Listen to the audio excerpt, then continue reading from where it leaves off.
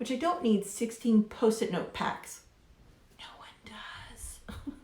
Hi, welcome to my channel. My name is Erica. In this short video, I'm going to share with you guys 4 things that I use in my decluttering toolkit, I guess. It's this imaginary proverbial toolkit that I use to make decluttering easier. Number 1, a motivating mantra. So I didn't have one in the beginning, and it took me a few months to stumble upon a mantra, but once I did, I use it every time I declutter.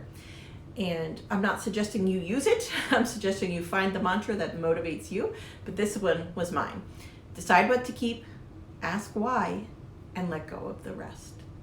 When I approach it from the perspective of what should I keep in my house, it makes it a lot easier, rather than thinking about what should I get rid of, or what should I donate, what should I trash. If I think about what I want to have and what I want to own, it makes it a lot easier for me to declutter. Number 2, I set small goals or time limits rather than thinking about tackling a room.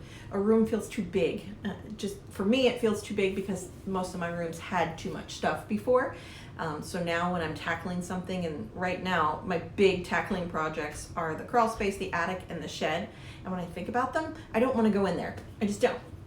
It's too big. It makes it a little bit easier to get in there, do a couple things, and get out. And then I'm still having that momentum that I need to keep on decluttering for big projects. Number 3, I give myself a vision that is achievable. I don't imagine my whole house as perfectly decluttered. I can't even. I can't think that way. I imagine what I want a shelf to look like.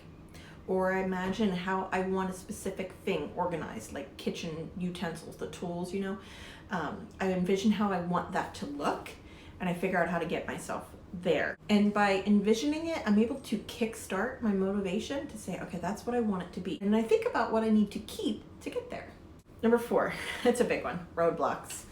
You guys actually comment on that and question it a bit. How do I get over those roadblocks? You know, fear, regret, guilt, sadness.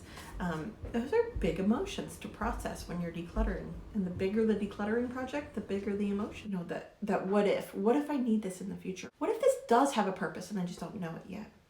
And those are normal emotions that you wrestle with when you're decluttering, and I've learned how to compartmentalize those. So I have a maybe box of maybe I'm not ready to get rid of this, but we'll just leave it in this box, so if I do end up needing it, I still have it. And then I have an out box. My out box is in my front closet, and those are things I know I'm definitely ready to get rid of. And when that out box is full, I take it to the donation center. Or if it's considerable amount of things I'm decluttering, I put them right into my car. And I take them over to the donation center, or I take them over to my friend that I'm donating a lot of school supplies to. By getting rid of them, I'm getting rid of the clutter, and along with that, I'm allowing the guilt and the fear and the regret and the emotion, sadness go along with it. Subscribe to my face right here for more videos on decluttering, motivation, and being minimalish.